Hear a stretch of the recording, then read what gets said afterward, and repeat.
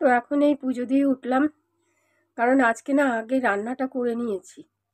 রান্না সকালবেলা করে নিয়ে তারপর কাজকর্ম সেরে স্নান করে এই পুজো দিয়ে উঠলাম। তো আজকে কি রান্না করেছি চলো আগে তোমাদের একটু দেখিয়ে নিই যে আজকে কি রান্না করেছি। আজকে বিশেষ রান্না করিনি, কারণ ঠিক ভালো লাগলো না বলে রান্নাবান্না একটু আজকে কমই করেছি। আর বাজার হাটও কিছু ছিল না, কারণ সকালবেলা তোমরা জিজ্ঞাসা করেছিলে যে ভদ্রলোক যে টেস্ট করলেন সেই টেস্টের কী রিপোর্ট হলো। তো টেস্টের রিপোর্টটাই তোমাদের একটু এখন দেখাবো আর কি। আর এরপরে ডক্টরের অ্যাপয়েন্টমেন্ট নিতে হবে, কারণ ভদ্রলোক সকালবেলা এসে দিয়ে গেলেন। তখন কটা বাজে, 9টা 9:30 বাজে, তখন এসে দিয়ে গেলেন। তারপরেই আর কি সকালে যেরকম আগে ব্রেকফাস্ট করি সেই ব্রেকফাস্ট করে পায়েলের বাবাকে দিলাম, সে খেয়ে দিয়ে বেরিয়ে গেল। তারপরেই আমি ভাবলাম যে রান্নাবান্না বসাবো, তার মধ্যেই ভদ্রলোক এসে গেছেন। তো এলেন যখন, ওনার সাথে বসে একটু জিজ্ঞাসা করছিলাম যে রিপোর্টে কি আছে না আছে। উনি না সেরকম কিছু বলতে পারলেন না, বললো আমরা তো ওইসব কিছু বুঝবো না, বুঝবে ডাক্তার। তবে আমি ওনাকে বললাম রিপোর্টটা আপনি একটু খুলুন, আমি দেখব। তো রিপোর্টে দেখলাম কি কয়েকটা জায়গায় আর কি একটু আন্ডারলাইন করা আছে কয়েকটা টেস্টের। তো উনি বললেন যে আপনি ডাক্তারকে দেখান, উনি ভালো বলবেন। তো চলো এই ফাঁকে আগে কি রান্না করেছি সেটা আগে তোমাদের একটু দেখিয়ে নিই, তারপরে এসে তোমাদের রিপোর্টটা দেখাচ্ছি। আর দু একটা কথা তোমাদের একটু বলবো। আজকে রান্না করলাম এখানে একটু মুসুরির ডাল করেছি, একটু ধনে পাতা দিয়ে আর টমেটো দিয়ে। আর এখানে এই ডিমের অমলেট, এই ডিমের অমলেটই এখন শুধু একটু করে নিচ্ছি। এই হচ্ছে আজকের লাঞ্চের মেনু, আর সাথে থাকবে ভাত। তো তোমাদের আজকে রান্না দেখালাম।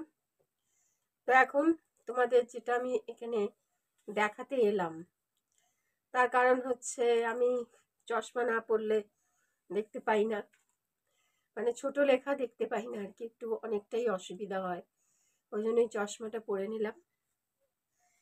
তো রিপোর্টটা যেটা তোমাদের দেখাতে এলাম আর কি, এই যে রিপোর্ট এসছে মেট্রোপলিস থেকে আর কি করা হয়েছিল, উনি মেট্রোপলিসে পরে করলেন। তো এবারে তোমাদের রিপোর্টটা আর কি খুলে দেখাচ্ছি। অনেকগুলোই রিপোর্ট,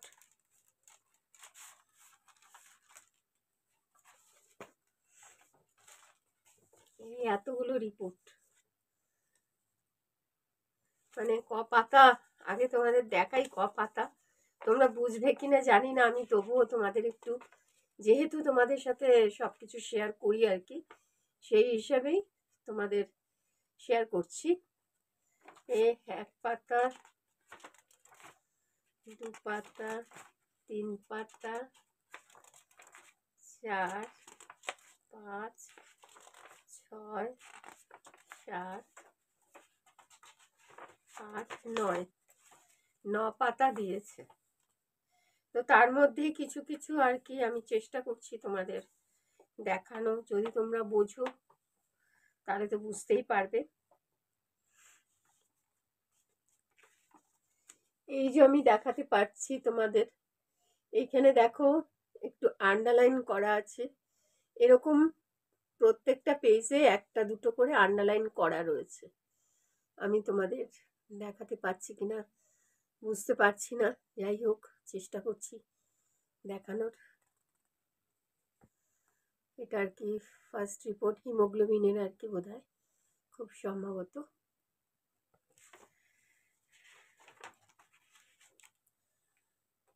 তারপরেরটা কি সামারি রিপোর্ট এরকম কি দেখাচ্ছে, এগুলো কিছুই বুঝি না যদিও। তো যাই হোক, এখন এইগুলো আর কি সবই এখন ডাক্তারকে দেখাবো। তো এবারে উনি তো কিছুই বলতে পারলেন না, এবার ডাক্তারবাবু দেখে যদি ওষুধপত্র আবারও কিছু চেঞ্জ থাকে তাহলে হয়তো উনি একটু চেঞ্জ করবেন কি করবেন না জানি না। যাই হোক, কারণ ট্রিটমেন্টটা তার ওপরে আর কি, উনি বুঝে ট্রিটমেন্ট করবেন, এটা সেদিন আমাদের বলেছিলেন। আর তখনই আমি একটু জিজ্ঞাসা করেছিলাম ওনাকে, যে উনি জিজ্ঞাসা করেছিল ফিজিওথেরাপির, সবই বলেছি যা যা এত দিন ধরে এত বছর ধরে ফিজিওথেরাপি করেছি আর কি, বিভিন্ন রকমের সবই বলেছি যে এইগুলো করেছিলাম। তো আর ও খাওয়া দাওয়াটাও বলেছিলাম যে আমরা যেরকম যা যা খাওয়া দাওয়া করি, বা সেটার যদি উনি কোনো চার্ট দিতে পারেন, বা উনি যদি কোনো ব্যায়াম দিতে পারেন, এগুলো আমি সেদিন জিজ্ঞাসা করেছিলাম। বললো না, এই মুহূর্তে আমি বলবো না, আগে আপনি রিপোর্টগুলো সব করে আনুন, রিপোর্টে কি আছে সেটার ভিত্তিতে আমি তখন বলে দেবো যে কি কি করব না করব। তো এখানে দেখো আরেকটা পেজে রয়েছে কি উইক দেখাচ্ছে, কতটা তোমাদের দেখাতে পাচ্ছি বুঝতে পারছি না, যাই হোক দেখতে পাচ্ছ কিনা, যাই হোক দেখালাম আর কি। তো এরকম তো সবকটা পেজেই এরকম আন্ডারলাইন কিছু আছে, কম বেশি আছে, সেটা কম না বেশি না কি সেটা জানি না। তো আজকে এখন সকাল থেকেই না ডাক্তারের অ্যাপয়েন্টমেন্ট করছিলাম, কিন্তু কিছুতেই অ্যাপয়েন্টমেন্ট পেলাম না। এখন ওনারা দেখি আবার বেলার দিকে আরেকবার চেষ্টা করব, যাতে 2-1 দিনের মধ্যেই আর কি অ্যাপয়েন্টমেন্টটা পেয়ে যাই, তাহলে আর কি যত তাড়াতাড়ি সম্ভব তত তাড়াতাড়ি রিপোর্টটা গিয়ে দেখাতে পারবো। আর 2-1টা কথা ভেবেছিলাম তোমাদের কাছে বলবো না, কিন্তু আমার মনে হয় একটু শেয়ার করলে না আমার মনটা একটু হালকা হয় আর কি, এই আর কি ব্যাপার, সেই জন্যই শেয়ার করছি। যদি কিছু ভুল করে থাকি তাহলে ক্ষমা প্রার্থনা করছি, তো তাহলে ক্ষমা করে দিও। আমার জীবনে না অনেক ছোটবেলা থেকে আমি স্ট্রাগল করেছি, আমি শুধু জীবনে কষ্টটাই চোখে দেখেছি, উত্থানের থেকে আমি পতনটাই বেশি দেখেছি, কিন্তু তার মধ্যেও আমি মাথা তুলে দাঁড়ানোর চেষ্টা করেছি। আর সেদিন আসলে পায়েলকে ডাক্তারের কাছে নিয়ে যাচ্ছিলাম বলে হঠাৎ পায়ের ব্যথাটা হলো বলে, আর সেদিন না ও তো প্রথমে আমাদের বলেনি, 2-3 দিন পরে আর কি বলেছে, কারণ ও হাঁটতে গেছে। তো আর ও একটু না ছোটবেলা থেকে একটু চাপা স্বভাবের, চট করে কিছু বলতে চায় না, তো যার ফলে ও যখন এসে আমাদের বলেছে তারপরেই দেখছি রাত্রিবেলা একটু পাটা একটু ফোলা ফোলা দেখেছিলাম, তো সেই হিসেবেই ভয় পেয়ে গেছিলাম, ওই জন্যই তাড়াতাড়ি অ্যাপয়েন্টমেন্ট করে আর কি। তোমরাও বলেছিলে যে এটা নিউরোর ব্যাপার, হয়তো একটু সত্তর ডাক্তার দেখাও, তো সেই হিসাবেই আর কি ডক্টরের কাছে নিয়ে গিয়েছিলাম। তো যাই হোক, নিয়ে গিয়েছিলাম বলেই আজকে এই টেস্টগুলো, না হলে হয়তো করানোই হতো না, আমরাও বুঝতে পারতাম না যে কি কি হচ্ছে। তো যাই হোক, এখন এই রিপোর্টের ভিত্তিতে দেখা যাক ডাক্তার কি বলে, যদি সেরকম কিছু বলে আবার তো সেইভাবে আবার ট্রিটমেন্ট শুরু হবে। অনেকে তোমরা চেন্নাইয়ের কথা বলেছ, ওখানেও দেখছি মেল করে দেখবো যে কি বলে না বলে। তো আসলে কি জানো তো, সব দিক থেকে না নিরাশ হয়ে যাচ্ছি, সব জায়গায় যখন বলছে একই একই, তখন ভাবি যে আবার নিয়ে গিয়ে আবার ও কি ঠিক হবে, এইসব চিন্তা ভাবনা করি আর যাওয়া হয়ে ওঠেনি, এটাই হচ্ছে কারণ ব্যাঙ্গালোর গিয়েছিলাম, তো এই জন্যই তোমাদের সাথে হয়তো আগের কোনো একটা ভিডিওতে শেয়ার করেছিলাম। আজকে একটা মনের দুঃখ থেকেই একটা কথা বলি। তোমরা অনেকে হয়তো ভাবো যে কোনো অসুখ বিসুখ আমরা তোমাদের সাথে কেন শেয়ার করি, বা কোনো কিছু হলে আমরা শেয়ার করি, হয়তো আমাদের ভিউজ কমে যাচ্ছে বলে আমরা অসুখের কথা বলে নাটক করি। আমার মনে হয় কোনো মা তার সন্তানকে নিয়ে নাটক করতে পারে বলো তো? আহ, কি জানি, আমার মাকে কোনোদিন দেখিনি তো, আমি বলতে পারবো না। আর আমার তোমাদের সাথে শেয়ার করার একটাই উদ্দেশ্য কি জানো, আমার বিশেষ বন্ধু বান্ধব নেই, আমার ছোটবেলা থেকেই বন্ধু বলে আমার কেউ নেই, কিন্তু আমি আবার সবাই আমার বন্ধু, কিন্তু আমি সবার সাথেই মিশি, সবার সাথেই গল্প করি, কিন্তু আজকালকার দিনে প্রকৃত বন্ধু পাওয়া খুব দুর্লভ। প্রকৃত বন্ধু ছিল আমার বাবার, সেই কাকুকে আমি দেখেছি সত্যিকারের বন্ধু কাকে বলে। তো যাই হোক, পায়েলেরও বিশেষ বন্ধু বান্ধব নেই, সেই জন্যই তোমরা আমাদের প্রকৃত বন্ধু, সেই হিসেবেই তোমাদের সাথে সবকিছু শেয়ার করি। তো সেটা যে আমাকে নাটকীয়তা শুনতে হবে এটা আমি ভাবিনি গো। সেই মনের একটা দুঃখ থেকে যাচ্ছে যে মিথ্যা কথা বলে কেন তোমাদের কাছে উপস্থাপনা করব বলো তো? হ্যাঁ, এখন যদি তোমরা বলো যে না, আহ, আপনি খালি আপনারা অসুখ বিসুখ নিয়ে কথা বলেন, তাহলে আমরা কোনোদিন কোনো, দেখো মানুষের শরীর, অসুস্থ মানুষ হতেই পারে, তাই না?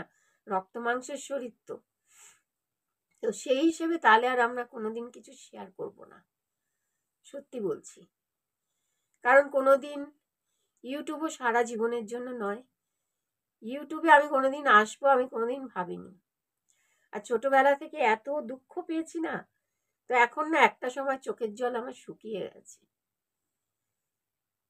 আর রোজই যদি তোমাদের কাছে দুঃখ নিয়ে আসি, কষ্ট, মনের কষ্টটা না মনের ভেতরেই রেখে আনন্দ করে তোমাদের সাথে ভিডিও করতে আসি, সেটা হয়তো উপরের আনন্দ দেখাই, সবাই সবসময় ভেতরের আনন্দটা দেখাতে পারে না।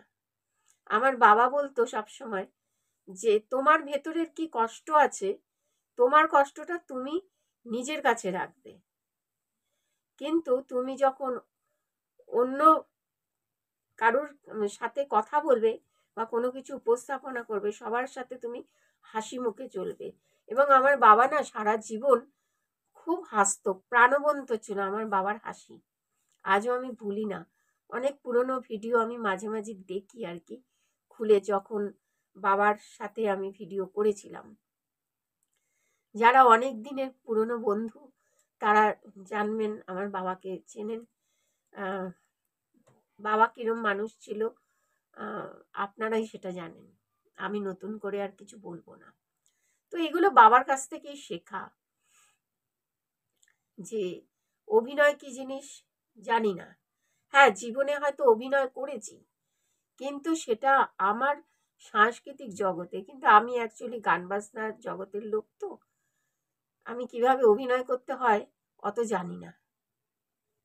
কিন্তু হ্যাঁ, অনুষ্ঠানে যেরকম অভিনয় উপস্থাপনা করতে হয় সেটা হয়তো করেছি, কিন্তু রিয়েল লাইফে কি করে অভিনয় করে সেটা আমার জানা নেই।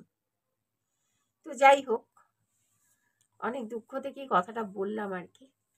তোমাদের কাছে মিথ্যা কথা বলে কি হবে বলো তো? আজ মিথ্যা বলবো, কালকে সেটা সত্য হবে। আর হ্যাঁ, উপরে ভগবান তো আছেই, তিনি তো সব দেখছেন। একদম সঠিক কথা। তো যাই হোক, তোমাদের সাথে এতটুকুই শেয়ার করলাম, এইটুকুনি আমার বলার ছিল, যে কোনো মা তার সন্তানকে নিয়ে না মনে হয় কোনো নাটক করে না। আর এক বন্ধু, তুমি বলেছো, জানতে চেয়েছো কলকাতা ক্যানভাস কি হয়, কে হয়, ও আমার বোন, আমার খুড়তুতো বোন নিজের। তো ওর জন্যই অ্যাকচুয়ালি ইউটিউব চ্যানেলে আমার আসা। ইউটিউব কি আমি সত্যি জানতাম না কোনোদিন। আরও বিশেষ করে ডাক্তাররা বলেছিল পায়েলকে যে ও খুব কম কথা বলতো ছোটবেলা থেকেই, তো যার ফলে ওর এই সাইডটা যখন অসাড় হয়ে যায় না, ডাক্তাররা বলেছিল ও যত বেশি কথা বলবে তত ওর কথা ভালো হবে। তো আজকে প্রায় 3 বছর মতো হতে যাচ্ছে, তোমাদের সাথে ক্যামেরায় কথা বলতে বলতে ওর জড়তাটা অনেকটা কমেছে। দেখো, অনেকেই হয় ইউটিউবে প্রত্যেকটা কাজেই হয়তো টাকার জন্য সবাই করে। লোকে চাকরি করতে যায় সেটাও টাকার জন্য, হয়তো ইউটিউব করেও টাকার জন্য। কিন্তু টাকাটাই জীবনে সব নয়, প্রয়োজনেও মানুষ করে। তো যাই হোক, এতটুকুই বললাম। যদি কিছু ভুল বলে থাকি তাহলে করজোরে ক্ষমা চাইছি তোমাদের কাছে। তোমরাও কিছু মনে করো না। আমার মনের দুঃখ থেকে তোমাদের সাথে জাস্ট শেয়ার করলাম। তোমাদের আমার কারুর কাছে কিন্তু কোনো অভিযোগ নেই। তোমরা এই যে আমাদেরকে সাজেশনগুলো দাও, সবাই বলো কমেন্টস সেকশনে, সেটা আমি কিন্তু রোজ দেখি এবং তোমাদের সকলের কাছে আমি চিরকৃতজ্ঞ। এতদিন ধরে তোমরা আমাদের সাথে রয়েছো এবং তোমরা সবথেকে বড় কথা পায়েলকে আজকে সুস্থতার দিকে এগিয়ে নিয়ে গেছো। তোমরা না থাকলে হয়তো পারতামই না, জানি না তখন পায়েলের কি হতো। তো সেই জন্য তোমাদের কাছে আমি খুব কৃতজ্ঞ। মানে আমি ভাষায় প্রকাশ করতে পারছি না। আমি এতটাই আনন্দিত যে আজকে তোমরা এতটা পায়েলকে সুস্থ করে দিয়েছো বলে। তো আজ এখানেই ভিডিওটা শেষ করছি। এই কথাগুলোরই বলার ছিল। তো কালকে আগামীকাল অন্য ভিডিও নিয়ে চেষ্টা করব তোমাদের কাছে আসার, তোমাদের কিছু আনন্দ দেওয়ার। আর 2-1 দিনের মধ্যে যদি ডক্টরের কাছে যাই তাহলে ডাক্তার কি বললো শেয়ার করার। যদি তোমরা বলো তবেই শেয়ার করব, যদি তোমরা বলো যে না দিদি শেয়ার করবেন না তাহলে আর শেয়ার করব না। এই বলেই শেষ করলাম। নমস্কার।